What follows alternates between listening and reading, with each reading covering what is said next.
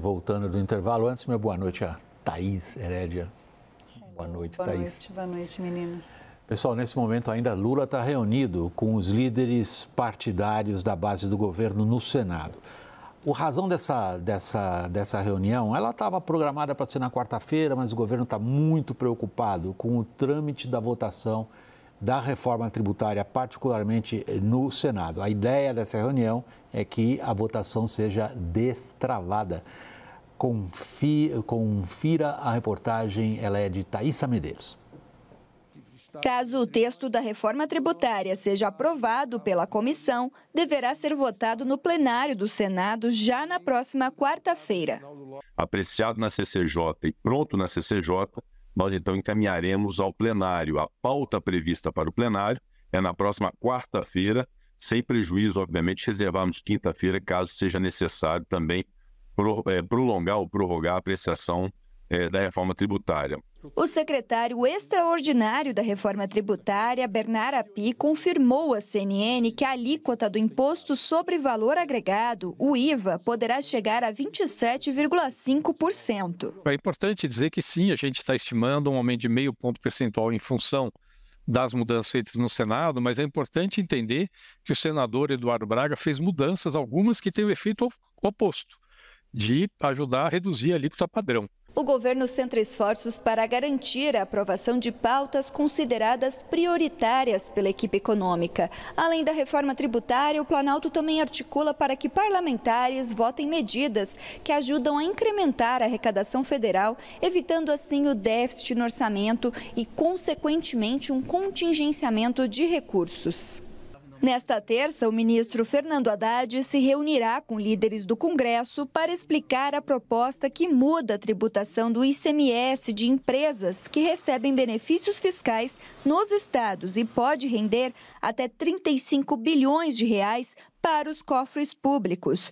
O projeto não é consenso entre os parlamentares. O ministro Haddad afirma que votações nas Assembleias Legislativas não podem alcançar impostos federais. E se estiver ocorrendo, é se consertar, que por acaso houver de distorção, não gerando insegurança jurídica. Durante participação em evento promovido por um banco, Haddad pediu ajuda aos demais poderes para alcançar a meta de resultado fiscal. Quer dizer, nós temos espaço para continuar trabalhando, né? um juro civilizado no Brasil, desde que haja um compromisso. E aí é dos três poderes. Eu não falo isso para provocar ninguém. Eu falo isso porque resultado fiscal, ele não é da cabeça do ministro da Fazenda, nem do desejo do presidente da República. Resultado fiscal é um trabalho de parceria.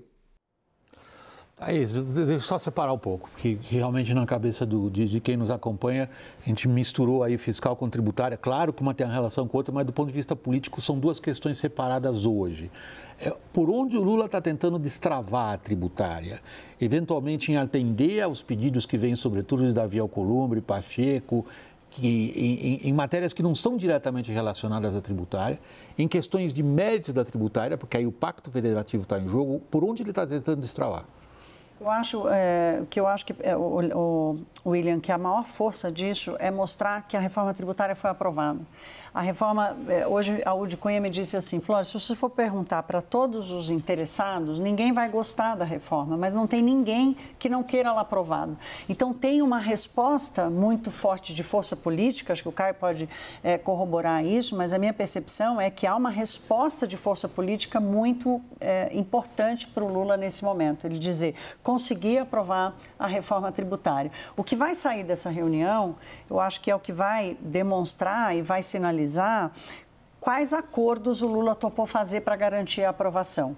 Aqui, grupos de interesse, ele atendeu com mais chances de manter as mudanças no projeto do Senado. Acho que essa que é a resposta que a gente vai entender, assim, com a atuação do Lula, qual grupo de interesse saiu vencedor, e aí a gente vai entender o tipo de acordo político que ele fez. Vamos lá, Daniel, E, Caio, qual é a negociação política em curso neste instante, enquanto a gente analisa aqui, está acontecendo? Isso, William. Bom, pelo que a gente tem de informação dessa reunião do Palácio do Planalto, eles estão negociando, sim, pontos relacionados ao texto. É muita gente para uma reunião só. A gente tem a lista aqui de senadores, são mais ou menos 10, 12 senadores que estão lá com o presidente e com o ministro Alexandre Padilha. Mas, de uma maneira geral, de um ponto de vista macro, de macropolítica, tem dois movimentos muito importantes aí acontecendo. Uma tentativa de rearrumação da relação Palácio do Planalto e Senado Federal. O Senado Federal constantemente virou a casa, vamos dizer assim, da oposição, né? Onde a oposição bolsonarista vem emergindo com uma agenda anti-Supremo, no momento em que o Supremo se aliou, né? Tem diversas leituras, mas com o Palácio do Planalto, ajuda o Palácio do Planalto, depois era o Bolsonaro. Então, o Lula, ao chamar os senadores, junto com o Rodrigo Pacheco, junto com o Davi Alcolumbre, que é o candidato a sucessor do Rodrigo Pacheco, ele tenta ali também refazer as pontes com o Senado. E o Rodrigo Pacheco e o Davi Alcolumbre tentam mostrar, se você consegue as coisas ali com o Arthur Lira, se o Arthur Lira mata no peito e te entrega uma reforma tributária, nós também matamos no peito. Porque, como você disse, essa votação não estava prevista, vai acontecer amanhã na CCJ e quarta no plenário. E tem um segundo movimento, só para finalizar, que se no primeiro semestre houve ali a sinalização da equipe econômica, novo arcabouço fiscal, né? Foi comemorado por muitos, criticado por outros tantos, e depois a meta fiscal caiu em desgraça pela boca do próprio Lula. Ao resgatar essa agenda, o governo, de alguma maneira, a equipe econômica e o Haddad tenta mostrar para o mercado e para o país, de alguma maneira, que há um compromisso com alguma agenda econômica relevante ainda. Então, vamos pegar esse ponto também, Caio. Só queria dar a oportunidade ao Daniel de trazer para o público o que está sendo negociado neste momento. Tem uma necessidade de entregar para o Senado alguma coisa daquilo que já foi entregue para a Câmara, e Arthur Lira conseguiu, por exemplo, agora há pouco, a presidência da Caixa, e os partidos do Centrão muito provavelmente conseguirão as vice-presidências da Caixa. Aí o Senado olha ali para o lado e fala assim, puxa, mas eu não estou conseguindo nada. Qual que é o segredo? Mas tem uma preocupação com o encaminhamento final da matéria em si, da reforma tributária. E essa reunião está sendo muito importante para alinhavar isso, porque foi detectado, por acaso, algum risco de derrota amanhã na CCJ ou no plenário, na votação da reforma tributária? Não, até agora não. O que se percebe no Palácio do Planalto, na equipe econômica, é muita confiança em torno da aprovação. Só que o texto foi piorando. Abriram-se mais exceções, você teve mais medidas ali que não se estavam prevendo, mais regimes diferenciados. E ali você olha e fala assim, bom, tá certo, numa reforma tão ambiciosa como essa que está aguardando há 40 anos, o ótimo é inimigo do bom.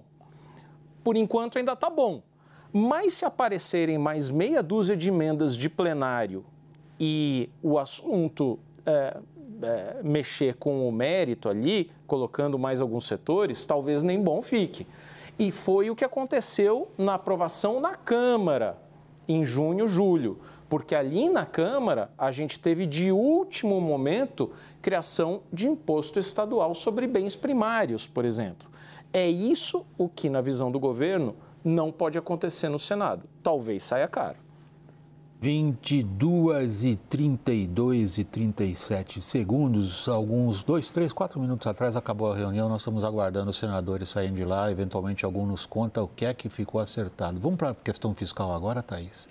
Vamos para a questão fiscal. Eu quero só fazer um adendo aqui da questão da reforma tributária, que o Haddad deu uma nota para a reforma tributária, disse que ela vale 7, né? Mas o sistema hoje é 2. Acho que isso tem um consenso sobre isso, né? Hoje saiu um manifesto de economistas, numa lista inusitada, porque tem lá Guido Mantega e Armínio Fraga, e Alexandre Schwartzman e Marcos Mendes, que são antagônicos no pensamento político, mas todos apoiando a aprovação da reforma tributária.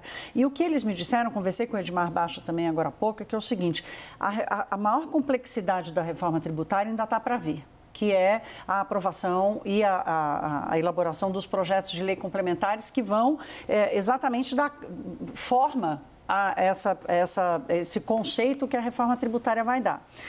Então, a gente ainda vai falar muito de tributária aqui e entender que forças estão ganhando o jogo político. Daniel pedindo a palavra, por favor. William, eu acho um ponto digno de nota só. Eu conversei hoje com o deputado Reginaldo Lopes, do PT de Minas. Ele é um deputado, ele não digamos, um petista ali sem interlocução na casa, visto como radical, nada disso, pelo contrário. Ele é uma pessoa muito conciliadora e foi o presidente do grupo de trabalho na Câmara que resultou no atual texto da reforma tributária. A pergunta era, sendo aprovada a reforma tributária desse jeito que está no Senado, ela é aprovada na Câmara também? E a resposta dele é enfática. Deste jeito, ela é aprovada, sim. Ou seja, a Câmara não faria grandes modificações no entendimento dele e evitaria aquele efeito ping-pong que é, no caso de uma PEC, a Câmara aprova, o Senado aprova e muda, aí volta para a Câmara muda mais um pouquinho e volta para o Senado. Na opinião de Reginaldo Lopes, dá para encerrar essa discussão puxando pelo texto de Eduardo Braga, mas, de novo, não pode ter mais emenda. Sinta aí, por favor. Não, é só fechar o seguinte, a reforma tributária depende do primeiro passo, que é a pedra fundamental, aprova a PEC. O sistema tributário depende do segundo passo, que são os projetos de lei complementar. E aí é que a gente vai entender como é que o Congresso vai dividir a conta para formar a alíquota, por exemplo, ou para entender como é que nós vamos funcionar com o novo sistema tributário. Então, ainda tem muita coisa aqui para a gente tentar fazer qualquer interpretação desse modelo que está aí. Inclusive, para a gente tentar chegar a esse número que tem sido mencionado, mas ninguém tem segurança dele, dos tais 27,5%. Exatamente. Vai depender da calibragem que os projetos de lei vão trazer. Isso tem uma correlação muito forte com o fiscal, porque a reforma tributária, eu sempre disse isso, ela não é sobre a carga tributária, ela é sobre o sistema tributário. A carga tributária tem a ver com a reforma do Estado, porque arrecada-se imposto para pagar o custo do Estado. Mas, de qualquer forma, a reforma tributária que está acontecendo no Brasil, e ela não é apenas pela PEC 45 que mexe no consumo, está havendo uma reforma tributária também da renda. Olha o que aconteceu com a mudança na faixa de isenção do imposto de renda, esses projetos de tributar offshore, fundo exclusivo, JCP, isso é reforma tributária da renda. Também está acontecendo ao mesmo tempo. Você está fazendo por analogia. A gente tem tratado isso como pautas arrecadatórias para tentar segurar o trato das contas públicas. Isso é pauta arrecadatória. Mas você está dizendo que isso vai mais além ainda. É além porque isso é pauta, isso é reforma tributária da renda. Vamos pegar então a questão política, fiscal agora, envolvida na fiscal, que você já tinha começado a introduzir, Caio. A Haddad teve bastante tempo e horas, digamos, duras ele passou nos últimos dias, tentando sair da defensiva. Conseguiu? Tá difícil para ele, assim. O máximo que ele conseguiu até agora é convencer o governo. Vamos só voltar uma semana. Amanhã tem uma sessão de uma comissão lá no Senado, no Congresso, para votar o relatório preliminar da LDO. Uma das opções para o governo para alterar ou para mudar a meta fiscal era justamente fazer uma emenda nesse projeto de amanhã. Uma mensagem modificativa. Isso, uma mensagem modificativa. Isso não foi feito, né? O governo não mandou isso, nem mandará. Essa meta ela pode ser mudada depois, pode ser mudada até o final do ano. O que o Haddad conseguiu de vitória, uma vitória de pio, né? Pelo menos a minha percepção, é conseguir adiar um pouco esse debate sobre em que momento, são três debates, né? O timing da mudança é até o final do ano, na lei orçamentária, na LOA 2024, enfim, espera começar o ano, manda um projeto, né, que isso é possível também, a equipe econômica está discutindo, em que momento, em que tamanho, né, em que percentual, 0,7%, 1%, 0,5% de déficit, e também o formato. Será Palácio do Planalto, Poder Executivo, ou será Congresso? Então, isso ele conseguiu empurrar um pouco, mas a derrota já estava dada. Tanto que ele vem e entra nesse debate da reforma tributária atrasado, porque o Haddad demorou para entrar nesse debate da reforma tributária, né? Um dos motivos, talvez também, que são falados, é justamente porque ele não apostava, né, no Lula defendendo a mudança da meta, né, um outro formato de meta. O Haddad chegou atrasado nesse debate. Ele vai se reunir com os líderes amanhã de maneira atrasada, porque o Congresso foi tomando uma forma E o governo, para não se indispor com o Congresso, foi deixando o Congresso tocar a reforma tributária. Só tem 10 exceções? São 10 exceções? Não, no Senado? nem lembro o número, mas eu quero complementar aqui o que o Caio está dizendo. Eu vou discordar um pouquinho de você, porque assim, esse mesmo apontamento foi feito sobre o Haddad e a equipe econômica como um todo na articulação da votação da reforma na Câmara. E o que eles diziam é que é o seguinte, esse é um projeto do Congresso Nacional. O Bernardo Api fala muito isso também, e a equipe como um todo. É um projeto do Congresso Nacional. Quanto mais o governo tentar interferir, pior pode ser. Então, eles é que têm que lidar com os grupos de pressão. O que a gente precisa fazer é ir dando o subsídio e dizendo isso custa X, isso custa Y e tal, e que é mais ou menos o que eles estão tentando fazer. Então, eu entendi isso como uma estratégia, Caio, não necessariamente uma falha, apesar da cobrança. E sobre a questão fiscal, hoje eu também entendi o seguinte, pelo menos no mercado, Faria Lima e tal, passaram a ter uma percepção de sobrevivência de fôlego e oxigênio do Haddad, porque com a violência com que o tema cresceu na semana passada, a ideia é que essa semana já estava tudo resolvido. E nada está resolvido. O Lula não voltou a falar, o Haddad não fala, nenhum ministro político fala. Então, criou-se um vácuo aí. Sobre meta, você está falando? Sobre meta fiscal. Sobre a questão fiscal. Criou-se um vácuo aí em que a gente vai entender quem vai sair mais forte quando o vácuo passar. Eu acho que é mais ou menos isso. Você está conseguindo, é uma excelente provocação da Thaís. Você está conseguindo entender quem vai sair mais forte quando passar a discussão? Se é que ela vai passar, né, Daniel? Não sei quem sai mais forte, mas eu só estava me lembrando do nítido método de trabalho do presidente Lula, que é de opor ministros. Lula gosta da quebradeira entre seus auxiliares, no bom sentido. Ele gosta de divergência, gosta de um ministro contra o outro, e ele conseguiu provocar esse ambiente, porque você tem nitidamente ministros da ala política defendendo a revisão da meta o quanto antes, e o Haddad, eu não percebo uma recusa de mexer na meta de déficit zero, mas deixar isso para o mais distante possível de agora, porque se você joga a toalha neste momento, a tendência é que você tenha um déficit maior ainda do que aquele que for revisto. Não, só meu ponto é que o Lula preservaria uma divergência, um debate de ideias aberto até o momento em definir o encaminhamento do projeto do arcabouço fiscal para o Congresso. Esse debate, ele houve no governo. E a gente lembra que a gente tratou várias vezes, tanto que a presidente do PT, Gleisi Hoffmann, participou da reunião no Palácio do Planalto, em que foi definido também o formato fiscal. E pelo que a gente tem de apuração de bastidor dessa reunião, o Lula acertou com a Gleisi, agora para de bater no Haddad. E esse projeto do arcabouço fiscal, ele foi aprovado em agosto. E a gente está no final de outubro, começo de novembro, e vem o próprio presidente e desacredita o projeto que foi aprovado antes. Então, não se trata mais, a meu ver, de um debate salutar de ideias. A meta não está no projeto do arcabouço. Mas o arcabouço, ele prevê, né, um regime o cumprimento da meta. O cumprimento da meta não tem a ver com o arcabouço, ele tem a ver com o orçamento. Exatamente, com o orçamento, com o que fazer do orçamento. Sim, mas você teve uma discussão sobre o formato do arcabouço. Ah, sim, isso. Que teve um debate salutar de ideias, aí sim. E aí manda esse projeto, ele é aprovado e depois o próprio presidente desvia um pouco esse rumo, se for essa a expressão correta, Thaís. Não se trata de debate de ideias, se trata de desacreditar o que foi feito e defendido. Nós vamos estar com isso amanhã de novo na pauta, com certeza. Eu sou obrigado a ir para o intervalo e me despedir da Thaís. Nós vamos trocar completamente de assunto. Thaís, muito obrigado. Troquem. Boa noite. Depois, quando a gente voltar agora do intervalo, vamos tratar da discussão em torno de uma questão do Enem sobre agroindústria. Até já.